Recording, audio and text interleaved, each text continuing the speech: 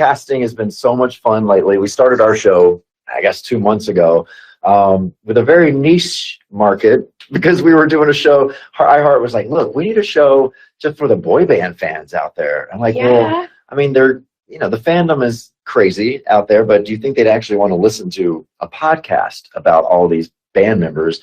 And they do. It really took off. They Yeah. knew what they were talking about. iHeart knows what they're talking about. You for know sure. what? They've Yeah. done a few things right Yeah, through yeah, the yeah. years. Uh-huh. You've got to give them credit for that. So your podcast is called Frosted Tips, Mhm. and it really is specific to this massive boy band fan Mhm. community, which I think is so cool that it never went anywhere. Yeah. You know, it's been 20 plus years since Yeah. that like peak of the boy band. Yeah. And yet, like, the communities are still alive and well. And, like, you know, for example, like, I told my sister and a few friends I was doing this, and their eyes just lit up. And they, you know, like, that Well, fandom it will never takes die. you, I mean, there's, every decade has its own quote unquote boy band. Yeah. Boy band has evolved.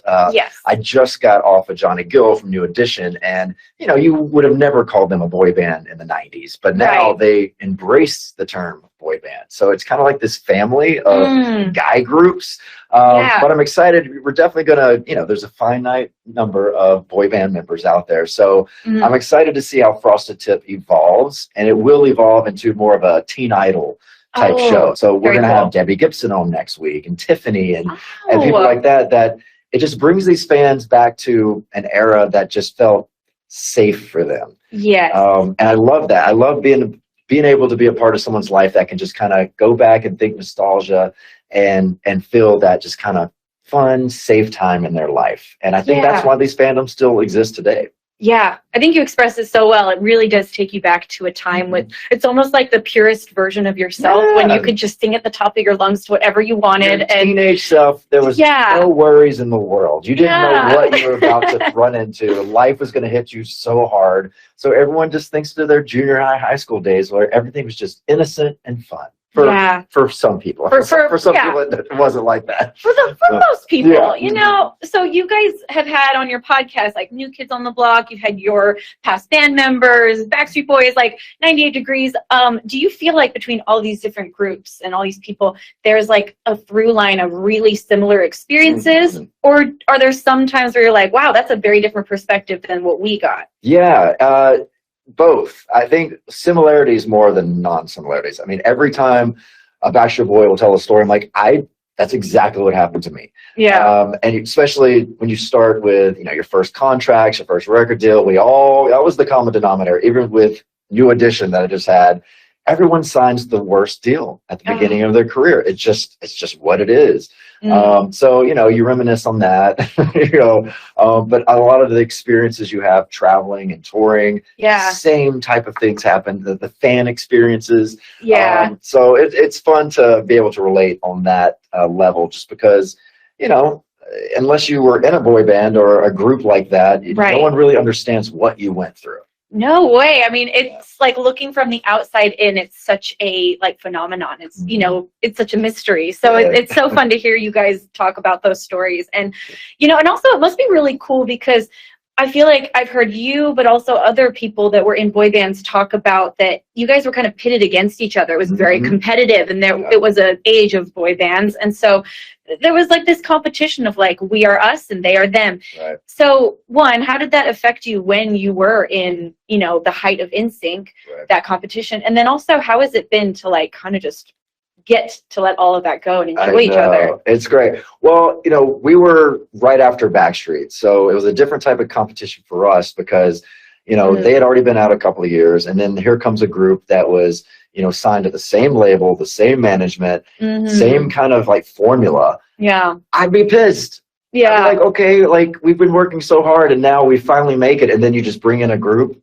And I understand, like, Motown did it great. Everyone got along there, but for some reason we didn't get that Motown feeling from our record label because they did want us against each other. And even when we first started, no one even could talk about us. We were known as B5 at the record label because no one could, upset the boys, the Backstreet Boys. So going into it, already feeling that kind of icky, like, ooh, I thought this was going to be kind of fun and collaborative, but now we can't even say that we exist. So really? How long was it like that? I mean, for a good, I say like a good year. Really? Mm-hmm. And of course they knew about us. I mean, people talk. Right. But it was just weird that we had to hide everything. But it started this major competition that I don't even know if the label meant to do, but it kept us on our toes and it kept them on their toes. So I think if it wasn't for this, I wouldn't say friendly competition because it was competition. It just made us better. It made them better. It made us better. We always want to be like, no, we have to do this now. Okay, now we have to go here. So I think if it wasn't for that, we would not have been as successful as we were in a weird way. I mean, you cannot deny that competition kind of brings out a side of you. Look at sports. I mean, for sure. I mean, look, you got the Green Bay Packers and the Vikings, right? Yeah. That's basically us. And it's fun to have a little competition because it just makes you better. Absolutely. No, that's a good point. Has it been fun to now get to like lay all that aside and just get to like openly talk about everything with all these people that it's like, we don't care anymore? It is. It's fun because now we can just razz each other all the time. So we're always being like, well, we were the better singers. No, we were the better singers. You were the better dancers. We were the better singers. Like, no, I don't know. So we're just always kind of giving it to each other, which started a really fun hashtag Boy Band Wars on TikTok. And so we just kind of go back and forth with each other, and the fans get involved. And the fans still get heated. Like, it's fun to kind of rile them up a little bit and let them go. But the fans still get very heated on the different groups and how you cannot be fans of this one and be fans of this one.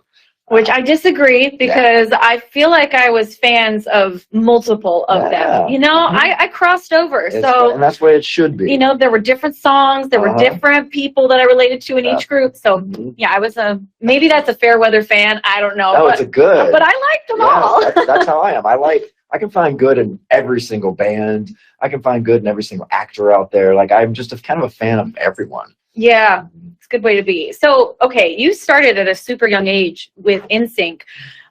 What were those early days like when you guys first started to see success? And did you know that you were like on the edge of something great while it was happening? Or no, we never knew that it was going to be that big. How could you? I mean, it's just, you didn't even know how to dream like that. I was 16 years old when the guys called me. We all put ourselves together. And so I just thought we were going to be this local a cappella group in Orlando that might get hired by Disney, to go around the park and sing. That's what I thought it could be. And that was a huge thing for me. I mean, if that was it, that would make my life. Right. But then it just kind of got bigger, and they had bigger ideas of what this would be. And then it took us a good year to get a record deal. Really? Oh, yeah. It did not take off like we thought it would. Lou Pearlman, who was our manager at the time and the record label president, he thought this would just, because the Backstreet Boys were just hitting it in Germany, and it was blowing up. I mean, they were the Beatles over in Europe.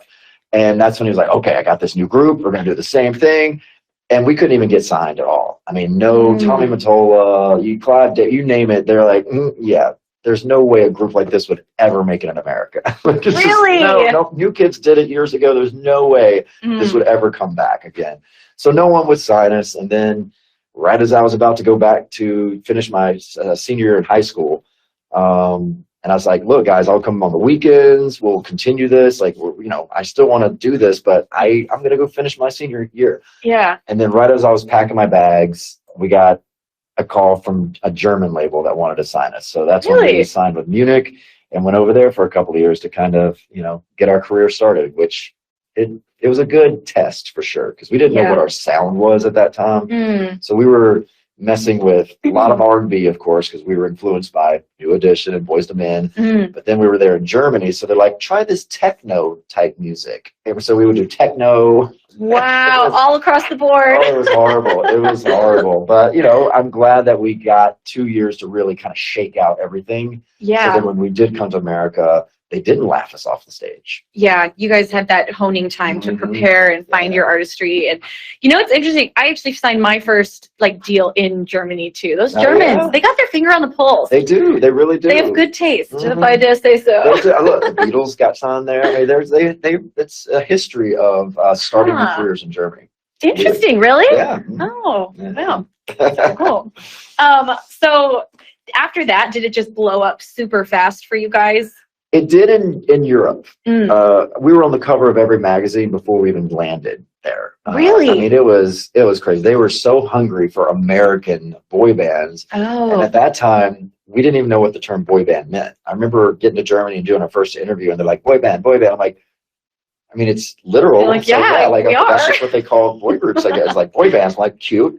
And then there were 100 of those manufactured boy bands that lip sync and all that. And then we started thinking, oh, we don't like the name boy band because they're comparing us to these groups that we know can't even sing. Yeah. And I'm like, well, that sucks. So then you kind of felt, I don't know, like not talented for a while. Because then it was just about the fandom and performing, and you were forced to lip sync on TV shows because they weren't set up for it. Right. And it just felt very fake, and like it just did not feel good. Right. And then we finally got to come to America where we could actually show our chops, and sing the acapella and really perform the way we want to perform. So yeah, it was definitely different, but we ended up embracing the term. I feel it's kind of like I remember when I first found the thing that really helped me explode it was YouTube, and then I was referred to for the longest time as a YouTuber, and like that same I do more than just like that's a good comparison. Make videos in my bedroom. Like I'm trying to make an artist. So it's hard when you feel like a term has been placed on you and it's not. But now, at the same time, now I kind of own it as a little bit of a badge of honor. Of like, yeah, I'm like this, well, of course, self-made artist. And people use it as a derogatory thing, like, oh, that YouTube star, that TikTok star. But hello, that's what's killing it right now. You're like, hey, anybody who's doing that, whatever it is, it takes a lot of work. Exactly. So, and how great is that you get to show your talent in an amazing, a platform like that. We never got to do that. It would be so much easier back in the 90s if we had a TikTok, if we had a YouTube, because we could have uploaded things and see, okay, where are people liking us and where do we go? Back then, you had no idea, so you would just go to this radio station, to that radio station, to this radio station, and just pray that they would like you enough to play your song and put it in just a little rotation. Right. Now these days, you can just put a song on TikTok and it blows up in 2 weeks, and you have a #1 song. Right. Like, holy moly. Yeah. Amazing. Those radio tours are hard. They're so draining. They're so soul sucking and they're just exhausting. That's all it is. But okay, so we just had the Super Bowl. Rihanna killed it. That was such a fun performance to watch, and these huge productions. But, I can't help but think of your guys' performance at the Super Bowl. It's on every list of like the best Super Bowl performances of all time. And I think to me, it's because not only was it just super well done, but it was like such a celebration of like just art and music of the time. Like you had so many people guest appearing, like Nelly pops out at the end and Mary J. Blige and like it was just such an iconic, like such a special performance. Yeah, it was a fun time. And then getting to perform with Aerosmith, my favorite band ever. Really? Oh, that is my favorite band. And when they said, "Oh, you're gonna be doing the Super Bowl with Aerosmith," I'm like, "What?" So I couldn't get over that fact for a while. So I was just super like geeking, fangirling out over just being on the stage with Aerosmith. But yeah, I'm glad that we created a show because MTV was the first year that MTV produced it. So we wanted to make it just for everyone, every style of music, all put together, a celebration of music. At the time, it wasn't very well received. Really? Oh yeah, because we were still a teen act, and we were made fun of. How the hell are you gonna put NSYNC at the Super Bowl halftime show? Like I am not watching. I am not. Just you guys always haters. No one respected kids back then, right? And even Aerosmith got such hate for that. Like, I can't believe you would sell out and perform with NSYNC. But then, of course, 20 years later, people were like, okay, maybe that was good. Okay, maybe that was fun. Okay. That's so interesting. I didn't know that it wasn't well received at the time. I mean, the fans loved it, but your football fans. Right. The critics, whoever those people are. The critics hated it. Yeah. Oh, well, what was it like prepping for that? Like a huge production like that? Like how much time was spent in production and rehearsals? Actually, not as much as you would think. Really? Because we were, everyone's so busy and you don't really have time to rehearse. We knew the size of the stage. We knew what we were going to do. And we had planned it before we got there, but really you just have 1 or 2 days before to put it together. And you get one run through. With all the fans and the, cameras and everything. And I'll never forget. So we were in the locker room and you were supposed to go through the tunnel and they had hundreds of fans in the tunnel that they run out right after you and they go on the stage and, we're running out there with Aerosmith. And they had forgotten to tell me to go. I was still in the dressing room, putting shoes on. And And I'm like, oh. So I'm like putting my ears on and I'm in the middle of the fans, like a sea of fans running out. And then right when I get to the stage, they blow up the pyro right in front of me. I was like, okay, so it almost killed me. You're like, are my eyebrows still here? It was, I mean, I thought I was dead. It was right in front of me. So that was my rehearsal where I didn't really remember the rehearsal because I just thought, wow, I almost died right now. Oh my gosh. So yeah, that's what I remember of that one. But live show went off with a hitch, and yeah, that's how it always was. I don't know about you, but when you would go into rehearsals, and we'd probably have 2 or 3 weeks to put a whole show together. Right. It never went right. Like never, no time did we ever do a full out show where anything went right. But then when you did your first real show, it just went perfectly. That was always the case with us. Every single tour. It's weird. Yeah, there is something about how no matter how much you prep for something as big as a full show and a tour, like you can never feel prepared. Yeah. It gets up to like that night before or that day before, and you're just like, oh my gosh, we are so not ready, and the show is terrible.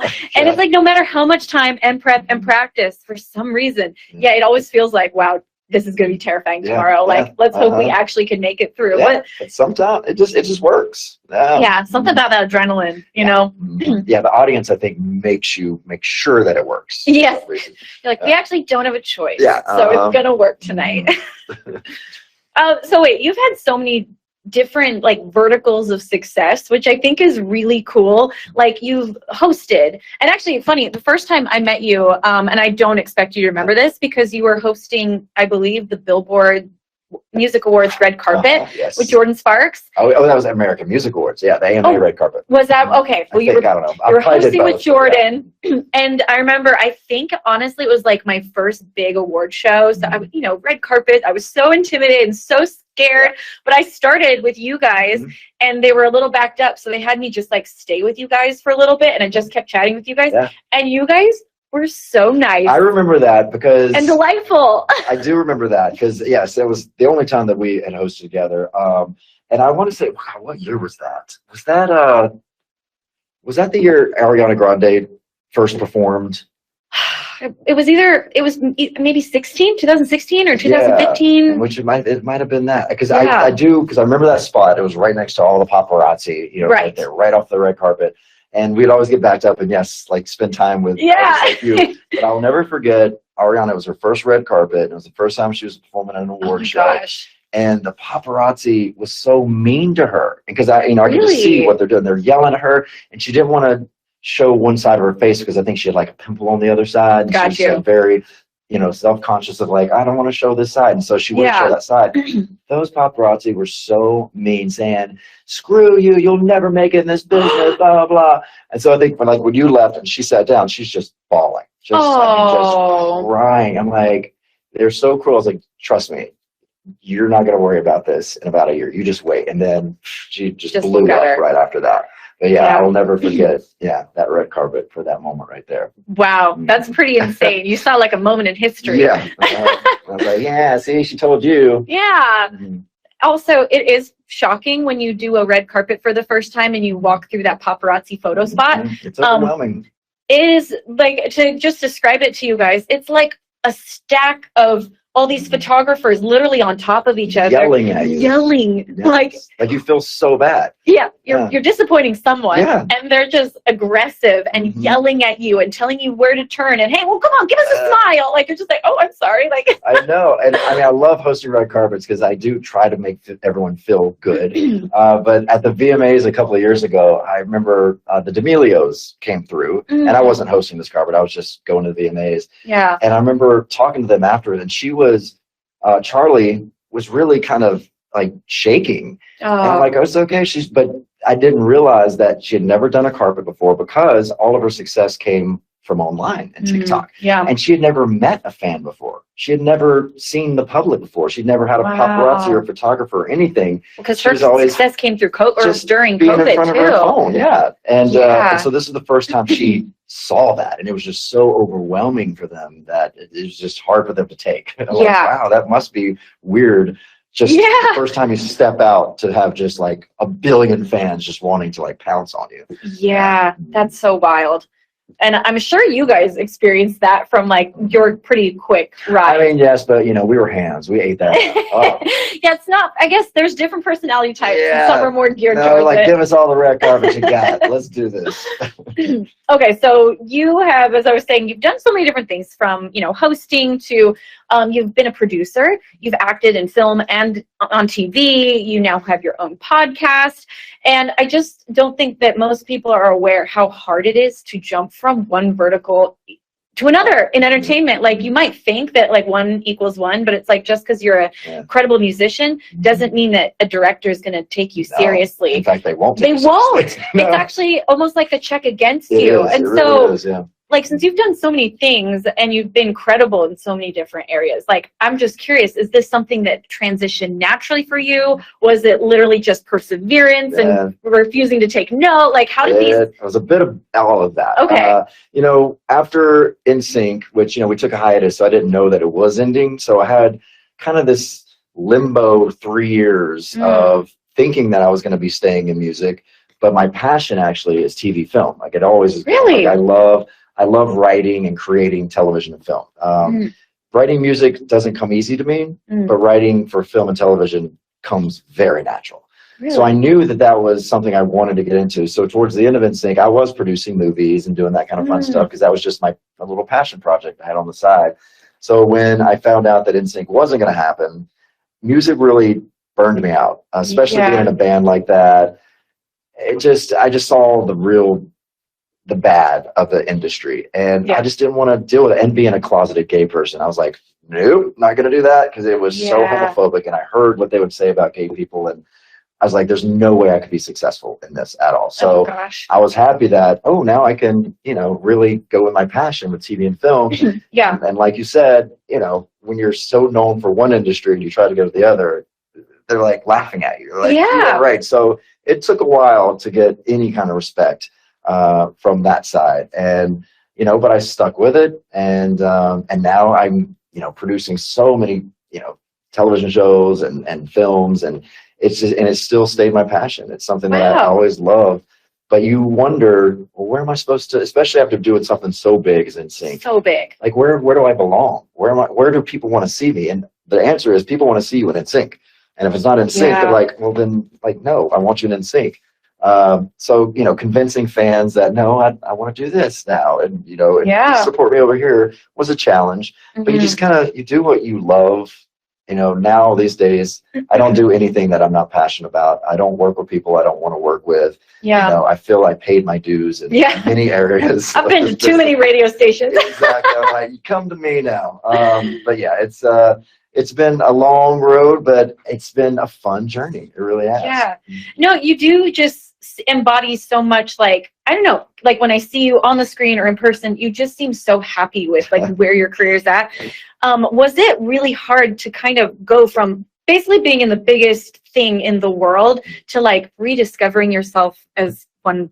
Like, because I like group things. It's like, being in a band was awesome. I would hate to be a solo artist. I think it would be, for me, being on stage by myself would be nerve-wracking as hell. Because with a group, I could at least pretend no one was looking at me.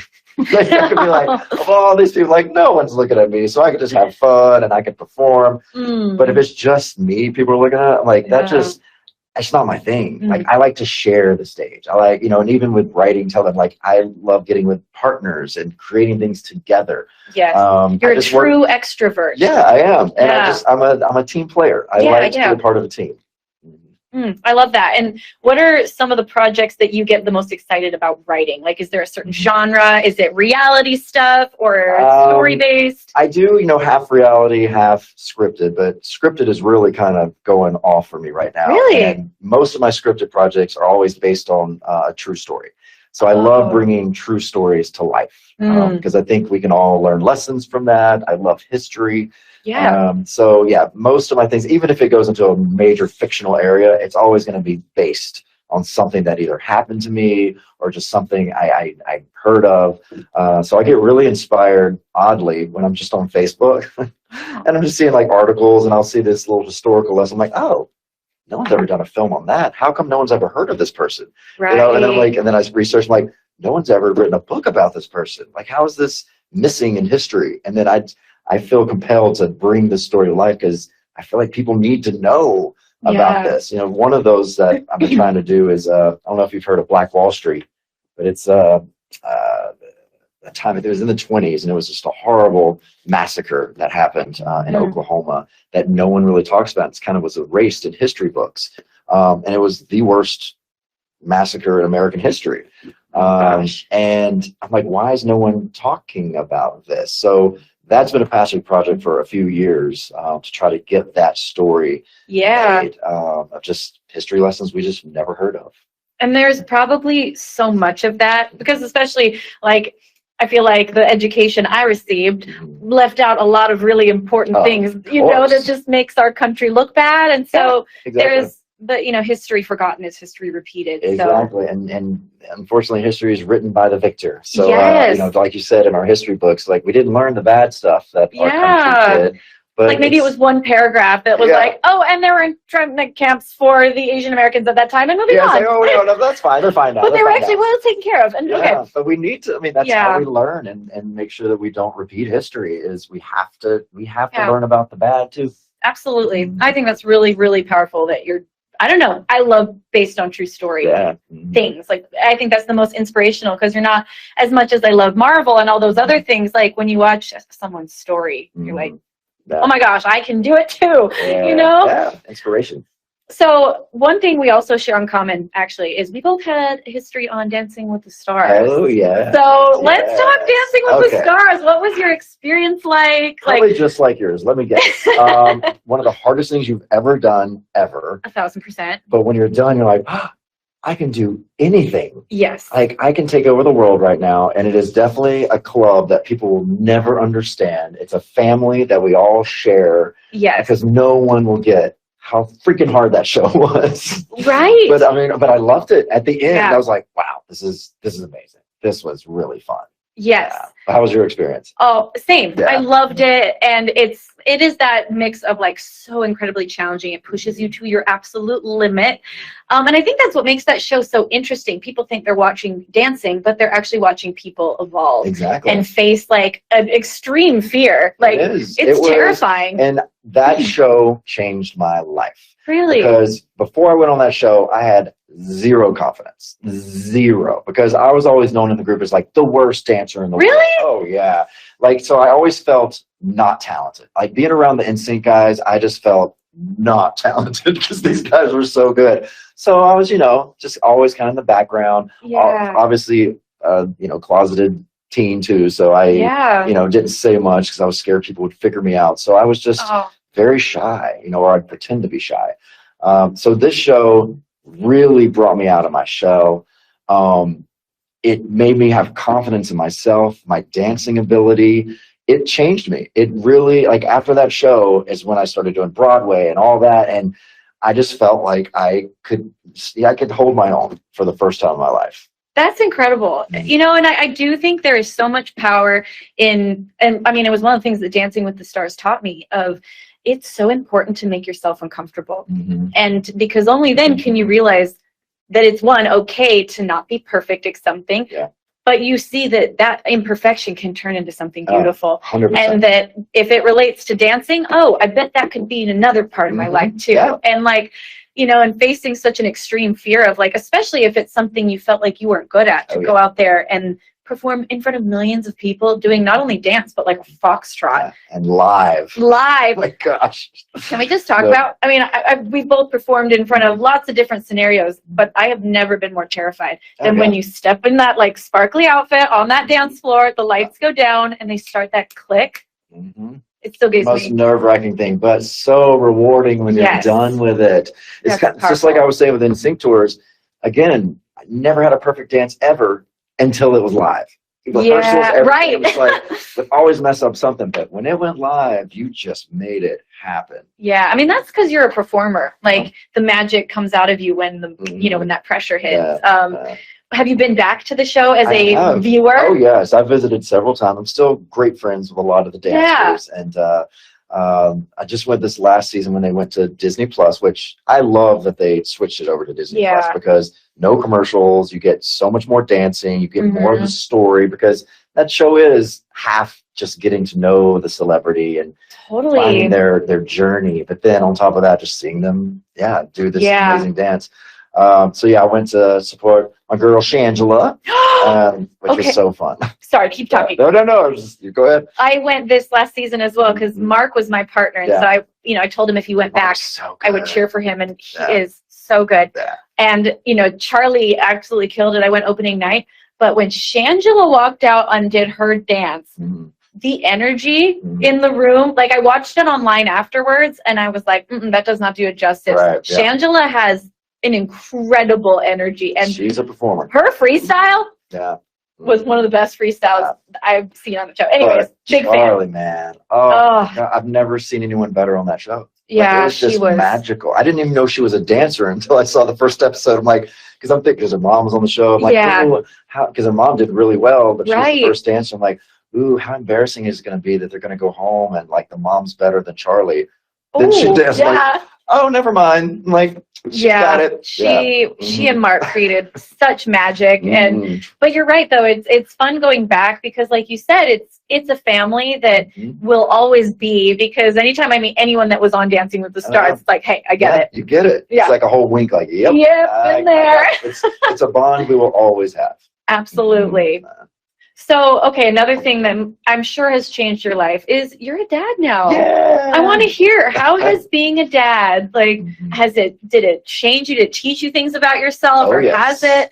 It's done everything. I mean, I've always wanted to have a family, and then, you get to a point where you're like, well, maybe I'm not supposed to have a family. I've been told I couldn't have a family, and so now I'm like, no, I want kids. And so the process was long. It took us about 5 years to do it. It was a lot of, just a lot of things happening that just were not, just meant to be.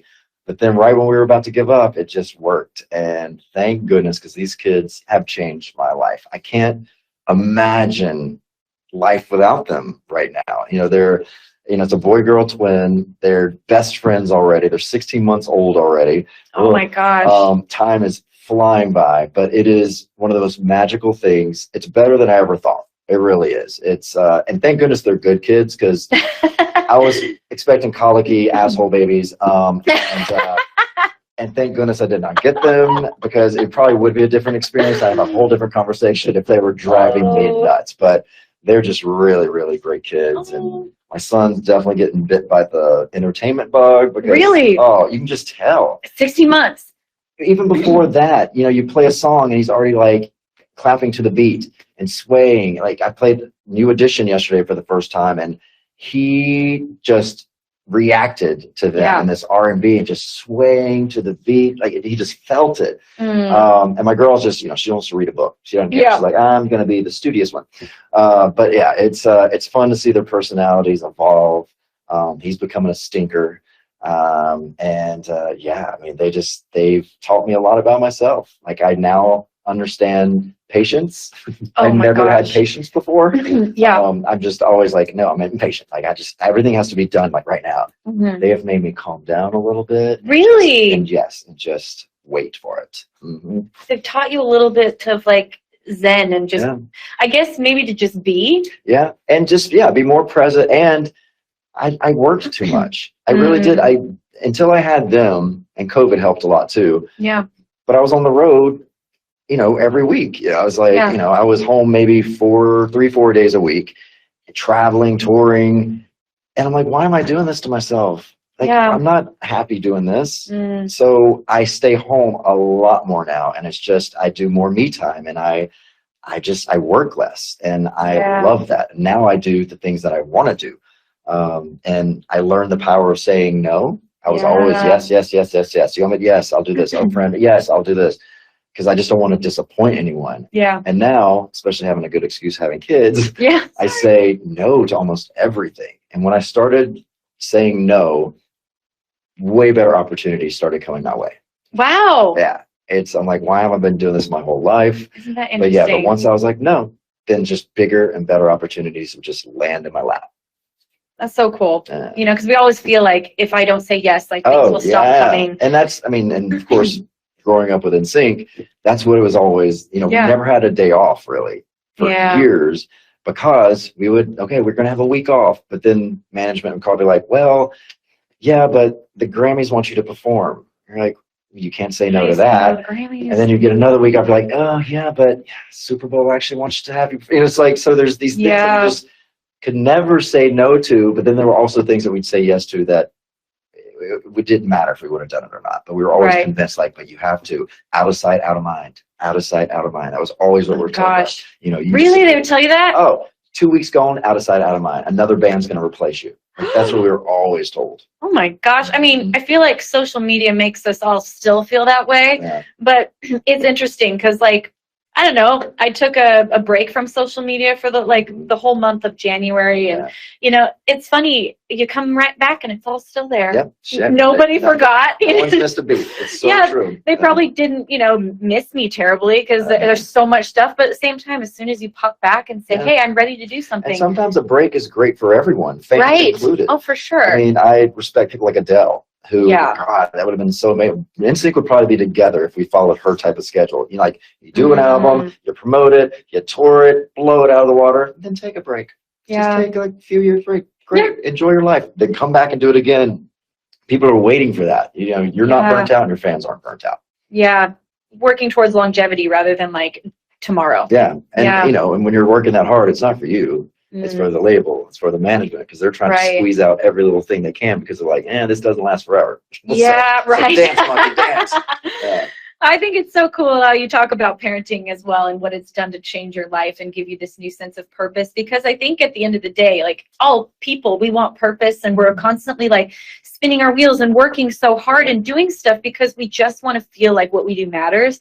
But then when you find I don't have kids, but I have actually twin nieces. Yeah. And, I spend a lot of the pandemic with them, and it was amazing, the new sense of purpose that came into my life. And I didn't have to just spin my wheels constantly to feel it. Yeah. And there's something really magical about it. It is. And it's a great thing to be like, wow, it's not all about me right now. Like, it's not about me anymore. It's about these kids. And it's a good feeling because you're selfish your whole life, especially growing up in a business like this. Yeah. It has to be about you. It's about me, Like it has to be about you because if it's not about me, then like I'm gone. Like there's nothing else to do. I can't be in the entertainment industry anymore. But but then you learn, no, it's about them now, and it just makes me feel so much better that I don't have to be so selfish anymore. Yeah, that's beautiful. Yeah. Well, I just want to thank you so much for your time and just your generosity and everything you shared. And then just last of all, was there anything that you are excited that I haven't talked about that you want to share that you're working on or that yeah, I mean, there's so many I wish I could share. But, I got an amazing series coming out next year, which is going to be so great. And it's I can tell you it's about Lou Pearlman. So that's cool. It's the scripted version of that whole craziness that happened. And you wrote and did not write it, but I'm producing it. You're producing it. The writers are way better than me. But I bet you've informed. No, I shaped the whole story. Yeah. Oh my gosh. That's gonna be coming out next year, and that's gonna be huge. The actor playing Lou Pearlman is so great, and the network is so great. So it's gonna be a beautiful series. But I guess right now, Frosted Tips is what we're working on right now, and then I have a new podcast that just launched last week called The Last Soviet. And it's these scripted podcasts are coming out, which are as a TV and film producer is great because now you have this gorgeous audio scripted show that you can now take that and take to the studios and be like, see, this needs to be a film or this needs to be a series, and it's already there. You hear the actors and all that. So this one is about a true story about the last Soviet and the USSR. Is a cosmonaut that was in space. Sergei Krikalev, and he went up as a Soviet and got stuck in space and stranded for 313 days because he had no country to come back down to. So as communism fell. So it's just this crazy story of this cosmonaut that just lived life, and even today. I don't know if you know much. I'm a space geek, so it's like love it. But right now, there's an issue on the ISS because the rescue vehicle, the Soyuz that they fly up, and in emergencies you'd have to take home, has a coolant leak, so they're stuck up there. So Sergei Krikalev is heading up the mission to fix that and get all the astronauts down. Wow. So So the story continues. Yes, it does. That's but unfortunately, really we don't get to talk to him because of the war. He was ready. He was going to be interviewed for this and be a part of it, but Russia won't let him speak to American people right now. Oh shoot. Well, hopefully, for many reasons, that will clear up. Yeah, we will. I hope so. I hope so. Yeah, but thank you for being here. It's so good to so see you. delightful to have you. Definitely. And while Lance and I say our official goodbyes, I'm actually going to play one of your guys' songs. Let's do it. I was about to play one of yours. One of the last Shazams I did. Oh, really? Ironically, yeah. Oh, that's so random. All right, what should we do? Tearing At My Heart or It's Gonna Be Me? I mean, I'm partial to Tearing At My Heart. It's my favorite. Let's go with it. Definitely my favorite from the first album. Yeah. All right, let's hear it.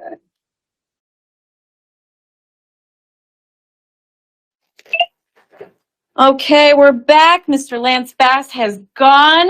But guys, how fun was that? I mean, he's great.